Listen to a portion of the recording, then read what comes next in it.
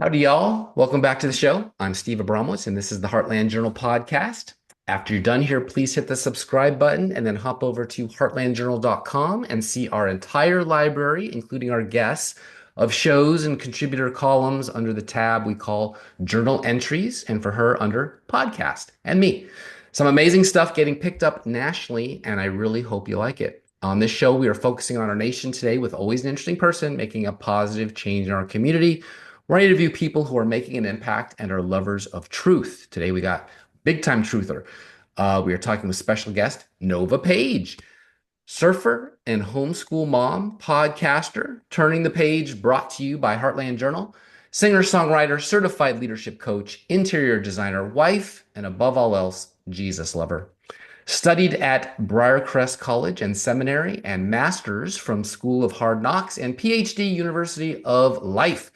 Lives in sunny San Diego, smoky today, from snowy Winnipeg, Manitoba, Canada, married to Ricky Page. Here's what Mr. Page said about Ms. Page.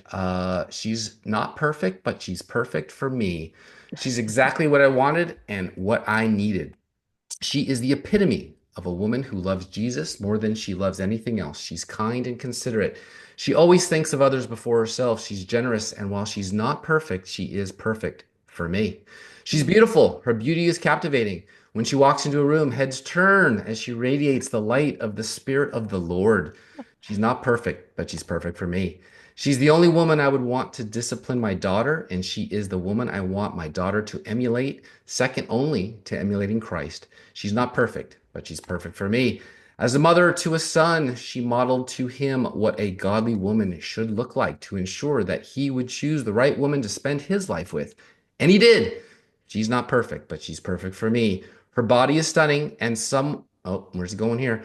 And somehow she gets better with age. She's a hard worker, an amazing listener, and always knows when I need a shoulder to cry on or a hug. She's not perfect, but she's perfect for me. She is a gift, one of the most remarkable gifts I've ever received. The past 29 years have felt like a moment in time, and I know the next 29 will be equally blessed with my imperfect, perfect best friend, lover, and partner. Holy smokes, ladies, find you a man that loves you like Ricky loves Nova. Nova, if you aren't blushing too much or crying, how are you Oh my today? gosh. Oh my gosh. Oh man, he is one with words and he is too kind to me, I think. I tell you, when I met that man, I think he um yeah, he had a lot of patience and loved me very well. And it's been incredible to be his wife and life partner. So, oh my goodness. Yeah, you're making Okay, me give blush. us give us the origin story of you two, the dynamic Yeah. duo. If you're so Yeah. amazing, how'd you meet? Yeah, I don't know. We met in college, and actually, it's funny because when I met him, I was kind of seeing someone else. I really was seeing someone else. He had been dating somebody, and it was just like weird timing, but I think I saw him from afar, and I kind of just noticed how would he was just full of life. I called him the Energizer Bunny, and he just had you would just watch him not just open doors for like a cute girl, but just like everyone. And you could just tell his heart was full of life, kindness, joy. And I was really drawn to that. I hadn't had that same experience with other people that I had dated. And so I just kind of saw him, but I felt actually God whisper in my ear, "That's your husband," before I really even ever knew him. I just saw him and I'm like, yeah. And, looking back, I'm like, whoa, because we were just friends for about a year. And then one fine day, he broke down and said, will you be my girlfriend? And it was off to the races. And in a year, I think we were married. Um, and growing up, I was always in like music industry type stuff. We got married and I kind of set that aside a little bit. We went into youth ministry. He was a youth pastor at the time. And then a couple years later, I started connecting again with the music scene and did Christian music and worked in LA in not with non-Christian stuff and rapper, all the kind of crazy stuff. But we maneuvered our way, um, did a lot of ministry for 29 years. He ended up doing, I think, everything from children's to youth to college to and then finally like an executive pastor at a church, which ended a couple of years ago, and now he's working in tech. Which I mean, life just takes you all kinds of twists and turns. But I think the biggest thing we've learned is, our identity isn't in actually what we do; it's just in Christ. And so you can do all kinds of different things, but keep your heart tethered to God, and you can do really hard things. And I will say, we've been through some really hard things. Yeah. Okay. Well, So I it always makes you say, stronger. we need biblical values in the tech world as much as we need everywhere else. And if you join an AI and you don't ask it the number one question, did Jesus rise on the third day? And it says, of course not. That's fantasy. That's not good AI. So get rid of it. It's got to be true. It's it's not. It's not. Yeah. Oh, very true. Can Yeah. we So assume those perfect for Ricky qualities are coming from Manitoba and not Southern California upbringing? actually no, he was born in Walnut Creek, California. So he's a Yep. Northern California boy. And the reason why he ended up in Canada for college because the dollar was so strong at the time. And he had had some people that he knew that had gone up there to college, and they're like, you should come here, it's so much cheaper, and blah. So he was like, okay. So he went there, got his undergrad there, and then went to APU for his master's years later, actually Ah, after we had had our son. So and what about your yeah. upbringing? Was the Canada girl who we see today, or are you a Southern California product too? I think my roots, my Canadian roots, run pretty deep. I grew up on a turkey farm in the middle of nowhere. I had 7 kids in my grade. I was a tomboy. I played hockey. I did karate. I was the only girl on a boys hockey team. I just at the time, I mean, now we're talking that and we're like, ooh, no, but that's a hot topic. But the truth is, we were just from such a small town. There was no opportunity. So the coach was like, yeah, sure, why not? I mean, I was small. I was like, I think I was 7, 8, 9. So I, hadn't hit puberty. No, no one's like big and rough quite yet. But my coach loved it, and he he poured a lot into me and put me at center, and I would score those goals, and not a million, but I was a pretty good little player. But yeah, my dad taught us to work really hard. He would put me in charge. Like if he had to go to town, he'd be like, you got to water the turkeys, and if you don't do it right, they're all gonna die. And I was like, okay. So, I grew up where I had high responsibility. We had to shovel manure. We had to feed the turkeys. I had horses, dogs, cats. We played outside, built forts, played all summer, but we also worked really hard all summer. And my family often would travel in the winter. So we would make our way actually down to California in the winters to visit family and stuff. But no, I was a little turkey farm girl. And then by the time I was a teenager, my parents had sold that business and moved into the city of Winnipeg. And that's where I kind of went through my teenage years. And it was, I kind of wanted to get out of the small town and into the big city. And at that point, I think by the time I was 12, that's when I started doing some like jingles and stuff like that. I'd won a few little awards for, singing different things. And so I got into that, and had a small label wanted to sign me. And at the time they wanted me to be like this super rebel. And I was like, oh, I'm not really your girl. I don't think I could pull it. I don't think I have like the super duper rebel, uh, in me. So I just kind of passed on that, and then just continued to make my way. So yeah, I was kind of a tomboy actually. Hmm. And yeah. Canada is at least perceived not to be the most spiritually aware country in the hemisphere, so to speak. How did Jesus get into your life? Interesting story, which, I I actually, my parents both were believers. My dad came from, his parents came from um, Germany, and they had to flee to Canada. And that on my dad's side. My mom's side also, they were from like, I think Norway. And so they were immigrants. Um, and my grandfather was actually a pastor. And, I think my dad was a bit of a rebel for a while, but ended up coming to Christ later in his 20s and when he married my mom. And so we grew up going to church. I mean, we were like, I had, I had Christian parents, like they were church in the morning, church at night. So we did the whole church thing. But it was interesting because at a very young age. And this kind of ties into my story now. I had this thought as a very young child that if you knew Jesus, why didn't, why'd you act that way? Like, it was really simple math for me. I was like, if you say you know Jesus that I heard about in the Bible, then why are you acting like that? Because that doesn't seem to align. And I was really young, but it just didn't make sense to me. I'm like, if you know Jesus, then you should. It didn't make sense. So, but at 5 years old, I remember I was by myself in my room and I felt like God spoke to me. And I got on my knees at 5 by myself. And I was like, I want to know you, Jesus. And I felt like he told me, and again, this sounds wild, but I just was this little, I think I was a little thinker. And I was like, I felt like God told me I would marry one man and that I would be pure until I met him. And I was. And that was a 5. It's kind of wild to think about, It's you awesome. know. It's amazing. Yeah. No, it's a wild story. I do have one other little story, which is a little another little wild one. When I was 2.5, we lived on this farm that our driveway was about a quarter of a mile like onto the really big busy highway, and there we had like all these feed trucks, and it was a really busy highway. And I remember as a little girl I wanted to go to my friend's house. My mom said no. I got on the highway, I made my way down the road, and from my mom's perspective, before she knew it, I was back at the house, and a man in a white suit with black hair, and his car was white, had brought me to the door and said, "Is this your daughter?" And my mom was like, "What?" And she was so frazzled. She grabbed me, and then he was gone. And she's told me this story. My siblings were there. One of my siblings, I think, witnessed the whole thing, and the guy was just gone.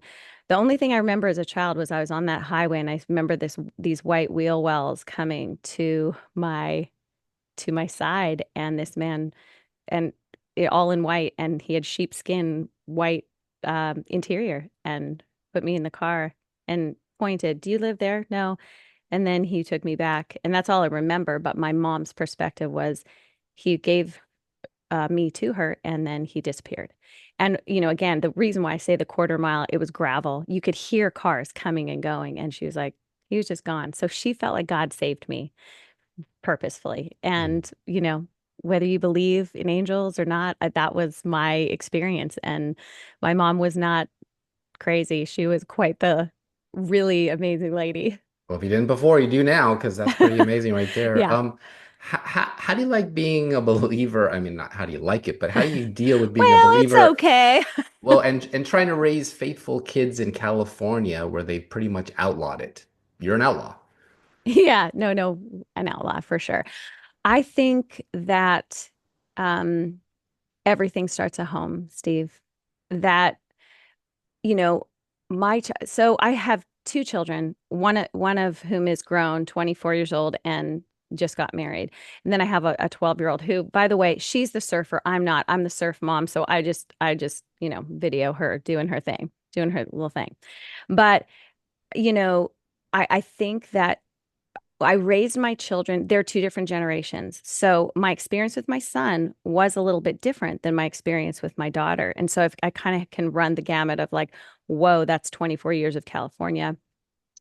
I I raised my son to we didn't just go to church to check boxes. Jesus was, if he was everything, then the rest of our life came out of that. And so we raised our kids, and it wasn't me, it was us. We raised our kids to know Christ, and that spiritual transformation was what we were after, that Jesus would change us day by day. It wasn't about doing all the right things and looking good. So by the time they get into the places where people are telling them, you know, um, all these crazy things in schools. My son he went to a public charter, and then he went to another public charter, which was really more quite public.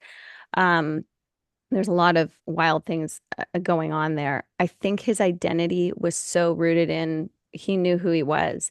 And to be honest with you, my son was the type of young man that everybody, like, he was just such a good guy and they loved him, but he never got invited to anything. And he looked at me at one point and said, you and dad are like my best friends. But he goes, I'm glad I'm not invited because they know I'll never participate in that. And that matters more to me. And so I think, Good you job, know, Mom. well, I will say this. I think sometimes parents walk into these situations with their kids in schools and they don't want their kids to be like outcasts and not cool. And I think it goes, we have to turn it right back on the parents and go, you got to know who you are as a parent. Especially the You need, moms and dads that cater to it. Like, come to our yeah. house and drink and smoke, and we love it. Oh, And it's like oh, us. We're hippies from the 70s. Yeah, oh I know. yeah, they want to be cool. I'm like, they don't need you to be cool. They need you to be somebody who has boundaries that when at the end of the day, those kids that were partying and doing the things they came to our house to talk.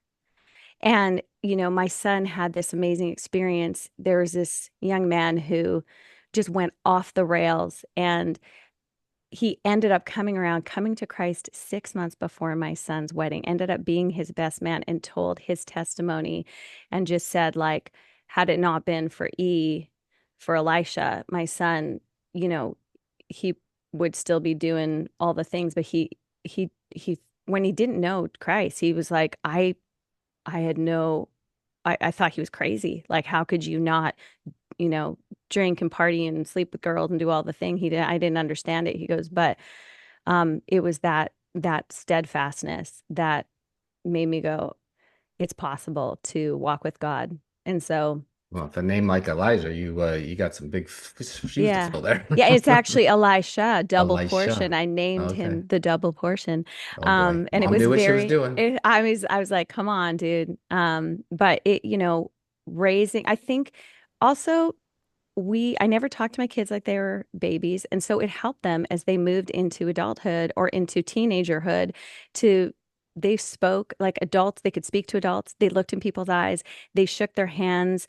I didn't let him get away with, even at 4 years old, not looking in people's eyes and giving them, you don't have to hug people because, not everybody's like, some people are creepy, but you give people respect and you respect yourself enough to take up the space that God's given you.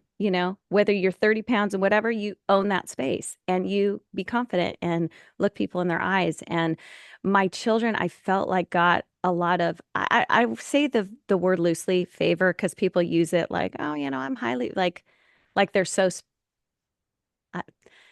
I want to say surrender. I just would just be surrendered to God and he will open the doors. But I think my kids had things open for them. I've watched that just with them being respectful and knowing how to talk to adults. And so honestly, by the time for my son, teenage world rolled around, if he didn't respect what you were doing, it didn't matter to him what you thought of him. He just really didn't care.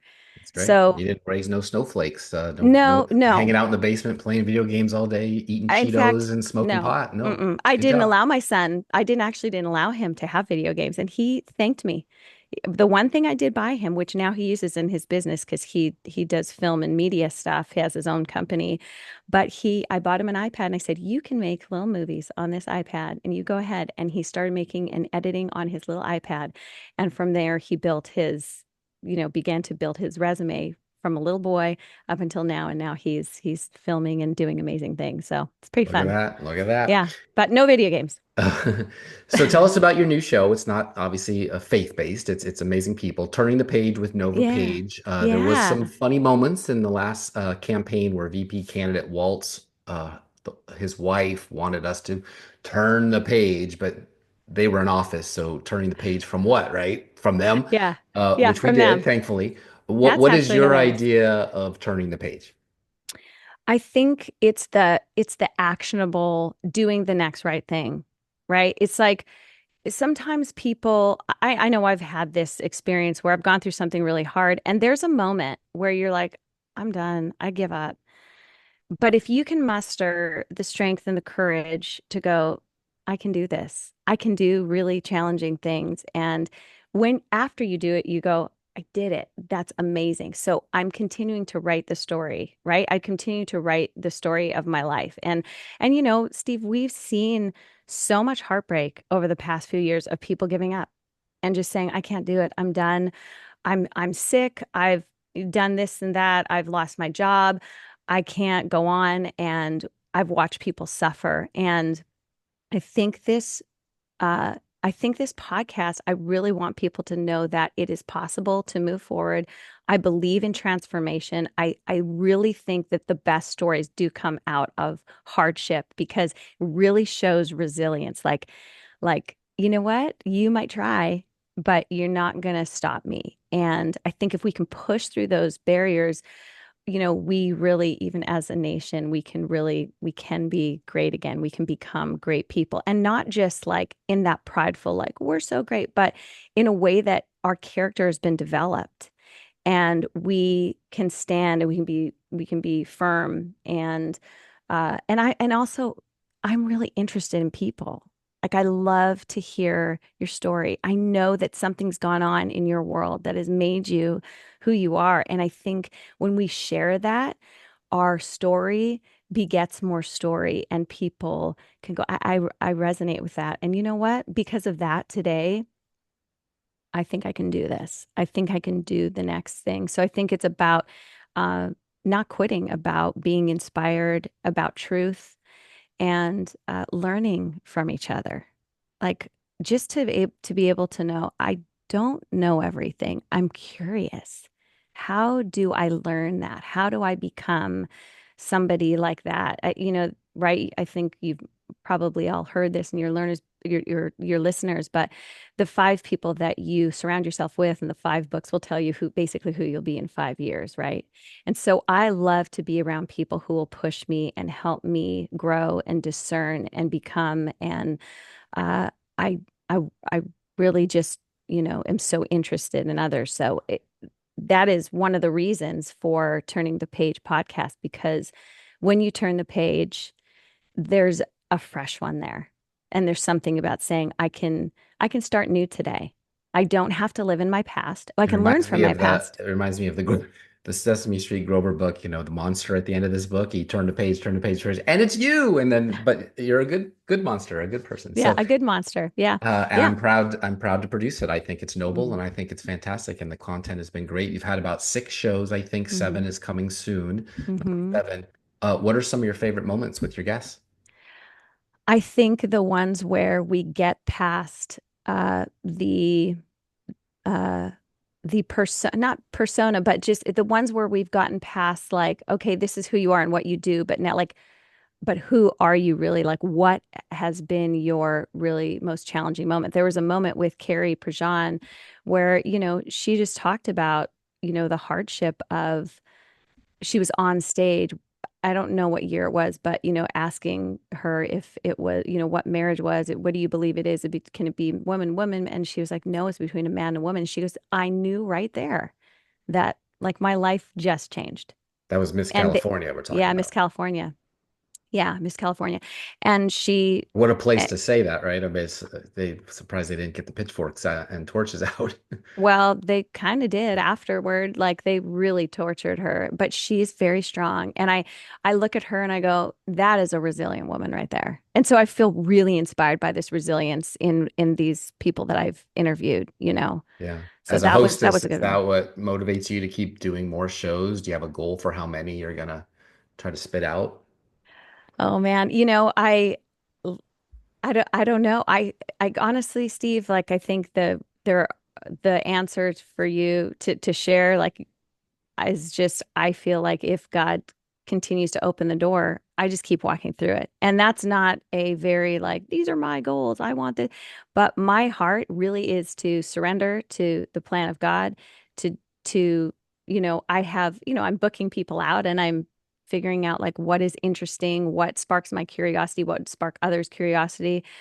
I want to do this as long as I possibly can because people are I love people. So for me, this is pure joy. And I'm so thankful to you that after speaking with me, you saw something that, you said, I think we could do something here and you could have a show. And I feel super grateful and humbled and really excited about it. So I'm honored. I mean, I think it's fantastic. I look forward to listening to yours more than my own. How do you, and I only listen to mine for quality control. How do you juggle your day job, family, and doing the show now? Are you an empty nester like me, so you have a little more free time, or are you still running around chasing? Oh, I'm running Dreams? around because Yeah. my daughter is this competitive surfer at 12. So I mean, our schedules, like we get up early, I do a workout, I get her out in the surf, we come home, we do school. Um, sh then we might go out for another surf. She might have a workout in the evening. And you know, all the other things like laundry and cooking. I just I still use pen and paper for my schedule because I have to keep her competitions and, hotels and things we're traveling. I have to keep it all organized. So my life is definitely on the go. I don't have a ton of extra time, but I never really love to say I'm busy. I just say my life is full. And if I can Interview fit her. in a walk with my Do a best show about friend. her. What? Why not? Do a show about Yeah. her. Why not? Oh, I mean, she is something. She is something. I love that girl. She's my miracle baby. I have waited. Our whole story of adoption is really crazy. We tried to adopt. Yeah, there's too much for this show, but she ended up being my miracle child, and I didn't know, but I was in the middle of a move, and I was actually pregnant with her, thinking I'm so exhausted, I'm tired of moving, and it ended up after 7 years, I became pregnant, and she was my miracle baby. So You adopted her, she but you had her. no, I didn't. No, I didn't adopt her. I Oh, was going through I know that wasn't very clear oh. because we don't have time for it, but we had tried to adopt for 7 years and we'd gone through, we went through foster adopt. They would say, there's 3 girls coming. We'd be excited. And then they would say, I'm so sorry, because that's all about reunification. But we really, uh, through foster adopt, you are typically able to adopt after a number of years. And we felt like, this could be the route for our family. We were very open. We did all the classes and it kept on falling through. Um, and there's much more to the story, but the long and short was my son looked at us one day. His heart had been broken after some of that. And listen, I don't want to, that is a great way to go. And so many people have success for some reason. God didn't allow it for our family, but he tested us and he said, are you willing to do the classes? Are you willing to go? We did a lot and we had to go through all the certification. We were willing. And finally, um, my son came to us after his heart kind of being broken. He's like, is it okay if it's just me, guys? And ooh, it just broke my heart. And I was like, it's okay, buddy. It's okay. And so we just let it go. And in that time period is when, come to find out I was pregnant with Shiloh. And so it was like, yeah, see him crying, but Yeah. Well, she is you're a my beautiful family. I wish you'd adopt she's, me. she's my Uh, miracle baby. Yeah. You're adopted. You're in the fam. You're in the fam. so, in the sake of time, I obviously have to move Yeah. along Yep. and I want you to have emotions and be a real person because you are, and I Yep. want people to Yep. not think you're a talking head behind a desk or something. But your bio says Yeah. singer-songwriter. Yeah. That's a tough business to be in. It In is. Nashville, there are 100,000 songwriters, but only about 1,000 or so that get paid to do it. Yeah. What's your experience in the music business been like? I feel like I've been very blessed and I will be brief. I was in the secular industry, was in the Christian industry, did a little traveling. I actually traveled with some guys from Nashville, the Katinas. They were really good friends of mine. But I also worked with some songwriters here. So I've done the whole stage thing and then behind the scenes. And I have probably, I want to say close to 300 songs on BMI under like different names and different band names, but am able to, what I do is I, can kind of create some mailbox money where I am maybe a part songwriter. I sing the songs and every genre kind of a thing.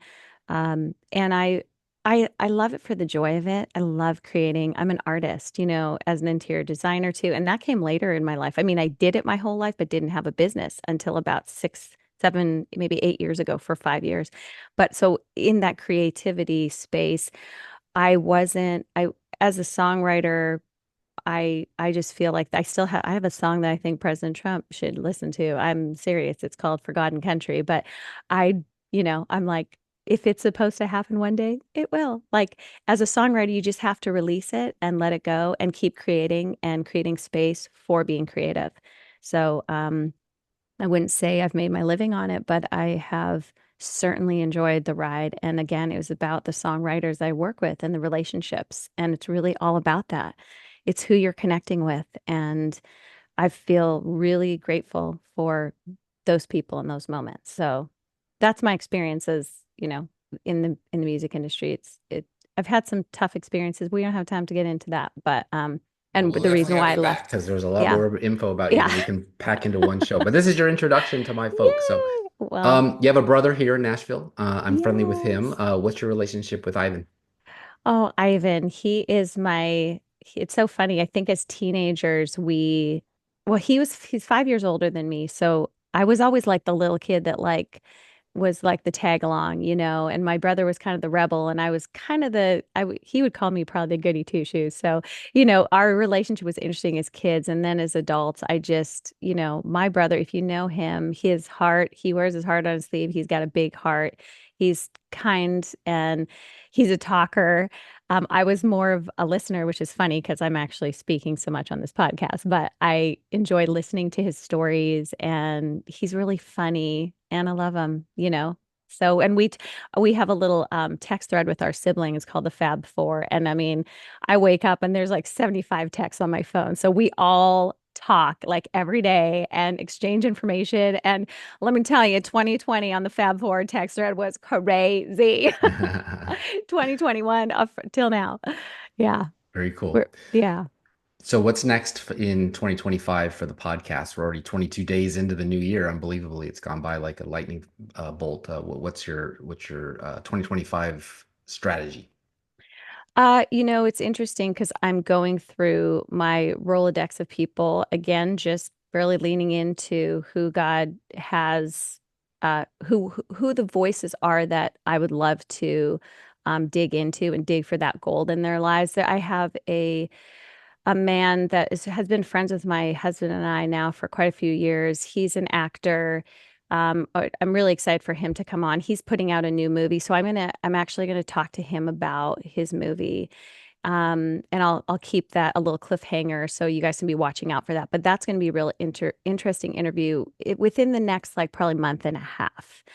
And then I have a few of the ladies that you have chatted with me about that are, willing to come on. So I think this year is just getting guests that continue to speak truth and have a story. So yeah, I mean, yeah, I think my strategy is I get up and I look at my calendar and I go, okay, what's next? Like I just keep moving forward. But this year I'd like to be able to, put out a few shows a month, a couple to a few shows a month, and we'll see where it goes from there. If we, continue to create more relationships and interesting stories, then I'm sure we'll try to bump up those numbers. But Okay, you're too yeah, talented for once a month. We got to do more. But I'm looking at your Rumble page right now, turning the page, one word, yeah, and you have these cool artwork for each show. But Nova,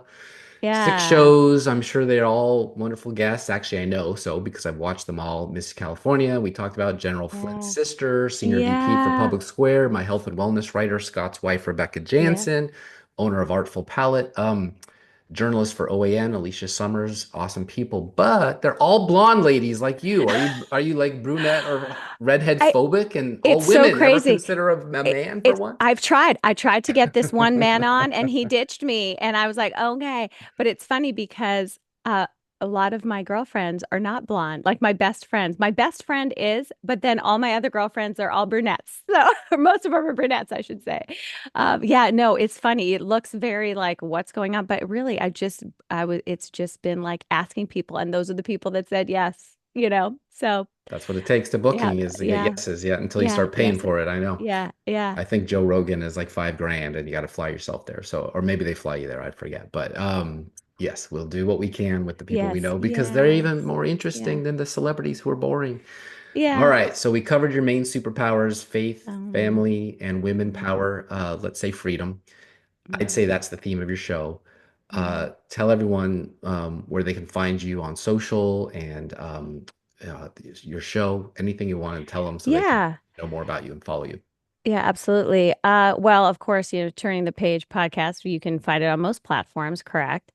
You would know that more than even me because you've been doing this much longer than I have. But you can find me on socials at Nova Page on Instagram. I don't I'm not on Facebook as much, but everything's linked in there, so you can reach me and contact me. But yeah, Nova Page is basically my name. That's it. That's my only social, Instagram, Facebook, and then everything else it kind of connects to that. So All right, we'll have to bulk that up. You're gonna have to be everywhere all the time now. We got a show. we got a show. Well, Steve, thanks thank again for you. coming on, and thanks for being a great hostess for this Mm, show. And we're going to do our best to spread the word and get you all those clicks that we need, so that your guests, mm, primarily for the mm. glory of God, can hear Yeah, what they're up to. And I really appreciate your time today. Hang on, everybody. I'm thank going to you. be right back. Thanks for coming back, everybody. It's that time to remind you to please subscribe to heartlandjournal.com and Turning the Page with Nova Page on Rumble. Now that you know all about her and how interesting her guests are, you should subscribe there too. That's how we grow, and that's how we keep her ad-free, just like we are ad-free here. Now, the Heartland News moment. Billionaire George Soros recently bought 200 plus radio stations in 40 markets with 165 million listeners. It's about half the country. Joe Biden's FCC fast tracked the deal before the November election. Remember this when Democrats claim an oligarchy will form in Trump's America. Commissioner Brendan Carr of the Federal Communications Commission is sounding the alarm over a pending purchase which would allow billionaire Democratic donor George Soros to purchase hundreds of U.S. radio station. During a House Oversight Committee hearing last week, Carr objected to a deal that would have allowed a Soros-backed group to take ownership of 200 stations across 40 markets. He claimed the FCC was deviating from its normal procedure by allowing the purchase to take place. He said, I think what's interesting about it is that the FCC is not following its normal process for reviewing transactions that it has established over a number of years, Carr warned. It seems to me the FCC is poised for the first time to create an entirely new shortcut. The transaction, which was reported by the National Desk in February, would break a rule preventing more than 25% foreign ownership of U.S. radio stations, Carr alleges. Despite this, Carr claimed the agency was expediting its review process. The Federal Communications Commission expedited the decision to allow Democrat mega donor George Soros to obtain a major stake in major more than 200 radio stations, a move that House Oversight Committee is investigating now amid concerns of politicization, and interference in the 2024 presidential election because it happened, folks. He owns them. The FCC, his son, really. The FCC seemingly approved the deal that would permit left-wing billionaire acquisition of the 200 Odyssey, AUDACY radio stations across America, irking a Republican commissioner who objected. According to House Oversight Committee Chairman James Comer, Republican from Kentucky, and Rep. Nick Langworthy, Republican New York, the FCC expedited a required review of broadcast licenses by bypassing its standard procedures and processes. Comer and Langworthy penned a letter to FCC Chair Jessica Rosenworcel requesting documents and communications to understand the FCC's actions. Odyssey Inc. owns more than 200 radio stations Soros purchased for $415 million in debt in a Chapter 11 reorganization of the company. So he got it on the cheap. Odyssey Inc. is an American broadcasting company based in Philadelphia, Pennsylvania, founded in 1968 as Entercom Communications Corp. It is the second largest radio company in the United States, owning over 220 radio stations across 47 media markets. Couple that with his acquisition of Telemundo in the Spanish American market, and he's everywhere. In November 2017, that company merged with CBS Radio. So pay attention to who owns your favorite radio stations. You may not be getting the news you need. At Heartland Journal, we're 100% independent. Heck, I don't even get paid for it, totally out of pocket, but Odyssey isn't the only one changing this year. Allen Media Group, With the largest content library in the industry, Allen Media Group Entertainment informs and inspires millions of consumers every day. They say in a global media, content, and technology company that delivers a 360-degree experience to our customers and business partners. Our goal is to entertain, inform, and connect with audiences through our multiple platforms, especially our free mobile OTT streaming app, Local Now. On Local Now, consumers enjoy over 8,000 hours of movies, TV shows, and local weather. Well, not so much weather anymore. Traffic and points of interest, along with over 400 fast channels.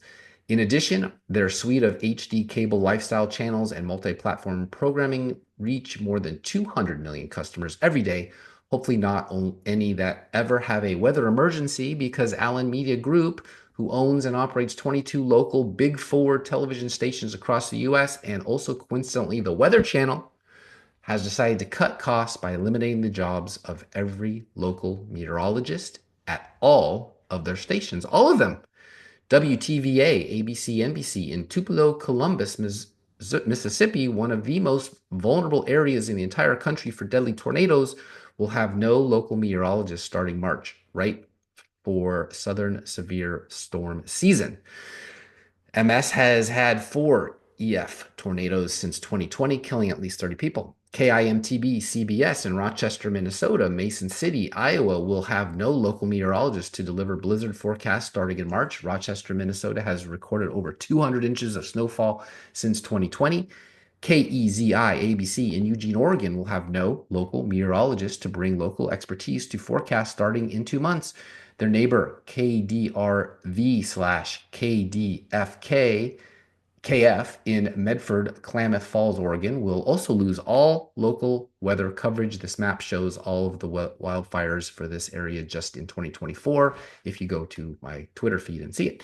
KSL, KNVN, CBS in Chico, Redding, California, another neighbor to the 2 Oregon stations, is losing all local broadcast meteorologist presence. This includes the coverage area for the Park Fire, the 4th largest wildfire in California history. Just that fire suppression cost more than $350 million. WTHI, CBS Fox in Terre Haute, Indiana, is letting their entire staff of broadcast meteorologists go. An EF3 tornado in southwest Indiana killed at least 5 people in 2023. There will be no local meteorologist coverage for events like this beginning in March of 2025. Their neighbors, WLFI CBS in Lafayette, Indiana, and WFFT Fox in Fort Wayne, Indiana, will also cease employing local meteorologists starting in 2 months. Dozens of tornadoes occurred in northern Indiana in 2024, causing millions of dollars in property damage. WAAY ABC in Huntsville, Alabama, they will lay off all of the local broadcast meteorologists in just a few weeks. This includes a significant chunk of the area affected by the April 27, 2011 super outbreak, which produced multiple EF5 tornadoes and caused hundreds of deaths. WEVV CBS in Evansville, Indiana, will no longer employ local broadcast meteorologists for daily weather or breaking severe weather coverage heading into this year's severe weather season. Several EF2/3 tornadoes affected this media market just last year. ADN, NBC, Fox, and Lafayette, Louisiana will forgo having any local meteorologists providing weather coverage starting this March. This one in particular hits close to home, literally, as several hard-working people will lose their livelihoods. The utility of this coverage is obvious. KITVK/KIKU ABC in Honolulu, Hawaii, has decided to forgo local expertise for daily breaking weather coverage. A series of sudden wildfires in Maui, remember that, within their media market, killed more than 100 people and caused at least $5.5 billion in damages in 2023. Many more could have been hurt without this radio station. Just in Wisconsin alone, dozens of excellent local meteorologists will struggle to put food on the table, a move which will put people at risk. WAOWABC in Wausau, WQOWABC in Eau Claire, WKOWABC in Madison, and WXOWABC in La Crosse will all cease local weather coverage. WSIL ABC in Cardindale, Carterville, Illinois, serving much of southern Illinois and a tri-state area between St. Louis, Missouri, and Podunk, Kentucky, will cease employing local broadcast meteorologists this March. Multiple EF2/3 tornadoes occurred in their area just in 2024. WREX NBC, serving Rockford, Illinois, and much of northern Illinois, will also shutter its local meteorologist department this spring. This puts nearly 250,000 people at risk for no late-breaking weather coverage as tornadoes frequent this area as well.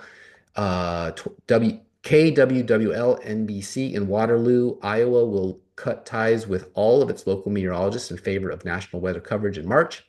They also serve Cedar Rapids, Iowa City, and Dubuque, an area hit by 140-mile-per-hour winds from a derecho in 2020, the costliest thunderstorm in U.S. history. WJRT ABC in Flint, Michigan, will lay off its entire staff of local broadcast meteorologists this spring. This area routinely still sees severe wind gusts. There are all just from 2024. KVOA NBC in Tucson, Arizona, will opt to force several meteorologists into unemployment so that they can no longer provide local daily breaking weather coverage. This is a flood-prone area due to the seasonal North American monsoon. Two were killed in flash floods near Tucson in 2024. Lastly, WCOV Fox in Montgomery, Alabama, will close down its local meteorologist coverage starting in March. In addition to the April 27, 2011 super tornado outbreak mentioned above, the combination of severe tropical and winter weather coverage is deeply important for this area. It is very sad to see dozens of good, hardworking people who now suddenly looking for work after only doing right by the people they work for. Some of my friends will be hurting for a while with this, and many hundreds of thousands of people, maybe for quite some time. That's it for this episode. Thank you, Nova Page, for joining the Heartland Journal stable of podcast, ever growing. If you know anyone who you think might be good at podcasting, a born natural, and would like to hear about our opportunity, please have them DM me on Twitter or email me at steve.heartlandjournal@yahoo.com, and we'll take a look. It would be great. This is goodbye for now. I'm your host, Steve Abramowitz, editor-in-chief of HeartlandJournal.com. See y'all soon. Check out our 300th special edition that producer Steve put together for us, out now on Play TV, Rumble, iTunes, Spotify, everywhere you want to get your podcast. And please subscribe. Peace in our time, and definitely glory to God. Producer Steve, take us home with Nova's song, Carla's Song. See you later.